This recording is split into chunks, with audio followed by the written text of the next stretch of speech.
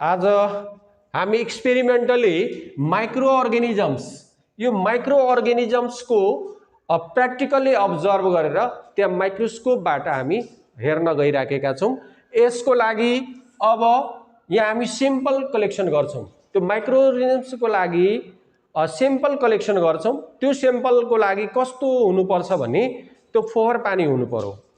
अनि त्यो फोहोर पानी लिनुपर्ने हो, चाहे त्यो नालाको होस्, केनालको होस् या टुवेलको नजिकको होस्।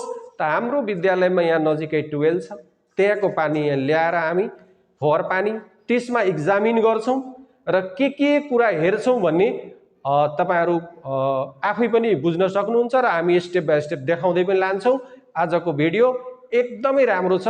तपाईहरुले पनि यो भिडियो हेर्नुभयो भने यो माइक्रो अर्गानिजम्सको बारेमा आफैले ल्याएर माइक्रोस्कोपमा हेरेर आफैले एक्जामिन गर्न सक्नुहुन्छ।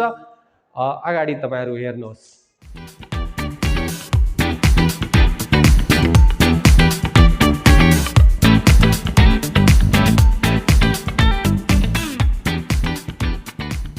आज हामी स्याम्पल कलेक्सन गरेर ल्याइसक्यौं।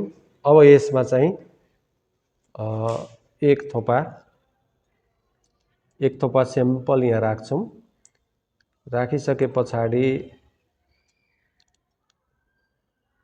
एक थोपा स्याम्पल राख्यौं। अब यसलाई माइक्रोस्कोपमा लैजान्छौं अनि यहाँनिर अब हामी यसभित्र के देख्छौं भने यस्ता खालका जीवहरू चाहिँ यहाँ देख्छौं।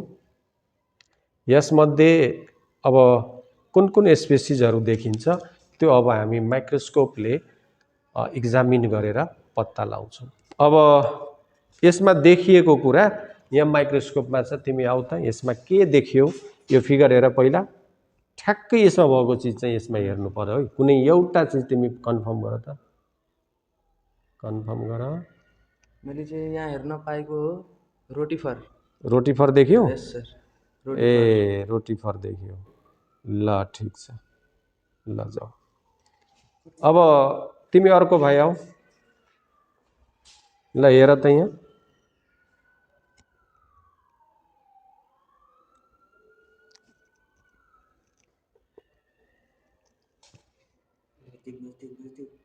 अझ आँखा नजिक लैजाऊ, लैजाऊ, ल हेर त। मैले यहाँ हेर्न पाएँ स्पाइरोगैरा। यो फिगर देख्यौ तिमी? हजुर। हो? हजुर। स्पाइरोगैरा। ल ओके, ल थ्याङ्क यू। भाइ तिमी आऊ त। ल तिमी यसमा भएको फिगर हेर अनि यहाँ चाहिँ हेर त के देख्दा रहेछौ तिमी।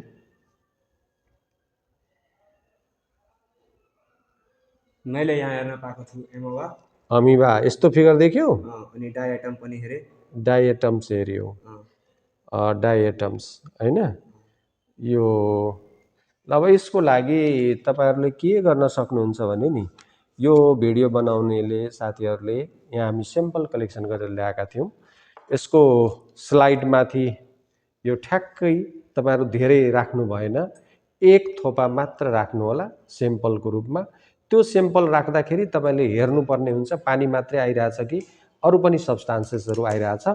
त्यो यसरी हेर्दाखेरि तपाई यहाँबाट लिन सक्नुहुन्छ। एक थोपा चाहिँ यसरी लिएर एक थोपा चाहिँ राख्नु होला स्याम्पल। राखिसके पछाडि यो ठ्याक्कै तपाई कभर स्लिप पनि राख्न सक्नुहुन्छ।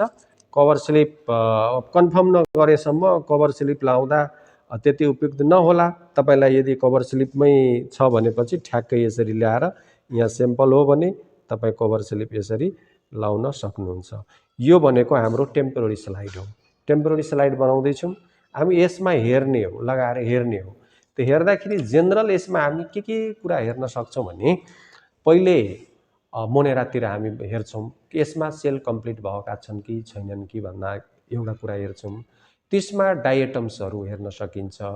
डायएटम्सहरु त्यसमा कति के छ त्यहाँ हेर्न सक्यौं। त्यसको बारेमा तपाईले एकचोटी चाहिँ फिगर हेर्नुपर्ने हुन्छ। पहिला डायएटम्स छुट्याउँदाखेरि कस्तो साइज हुँदो रहेछ। स्पाइरोगैरा जुन भाइ बहिनीहरूले भनौँ यहाँनिर यस्तो खालको यो डन्टै डन्टा भएको या यसमा चाहिँ बिचमा चाहिँ लामो हुन्छ र बिचमा सेगमेन्टेड किसिमले छुट्याएको हुन्छ अनि त्यसलाई हामी चाहिँ स्पाइरोगेरामा राख्छौँ, अमिबा हेर्न सक्छौँ, युग्लिना हेर्न सक्छौँ, पारामेसियम हेर्न सक्छौँ। अब यो हेर्नलाई एकै सेकेन्डमा हेर्दा र देखिने कुरा भएन, यसको लागि अलिकति समय लाग्छ, एक एक गरेर हेर्नुपर्छ। यदि त्यो राखिएको साइडमा भएन भने त्यसमा सो हुन सकेन भने अलिकता दायाँ बायाँ चाहिँ घुमाएर यसलाई चाहिँ ठ्याक्कै हेर्नुपर्ने हुन्छ। अनि त्यसमा धेरै स्पेसिमेन हुन्छ, एक ड्रप हाल्दा पनि विभिन्न किसिमका देखिन्छन्। यसमा डायटम्स, रोटिफर, अमिबा, पारामेसियम, स्पाइरोगेरा, भल्भक्स, ओडोगोनियम यस्तो खालको सब्स्टान्सेसहरू हेर्न सकिन्छ। यसमा ब्याक्टेरिया पनि हुन्छ, ब्याक्टेरिया पनि देख्न सकिन्छ हैन। यी मस्किटोको लार्भाहरू पनि यसमा एपियर भएको देखिन सकिन्छ। तपाईहरु पनि यसरी स्लाइड बनाएर आफूले हेर्न सक्नुहुनेछ भनेर म यो विश्वासको साथ यो भिडियो बनाएको छु। तपाईहरु पनि यदि यस्ता कुराहरू हेर्नु छ भने फ्रेश वाटर नलिनु होला। कलको छेउमा अथवा त्यो कदै जसलाई भन्छौँ हल्लिरहेको जुन स्ट्रक्चर हुन्छन् त्यसमा खास गरेर हामीले अल्गीहरू हेर्न सक्छौँ।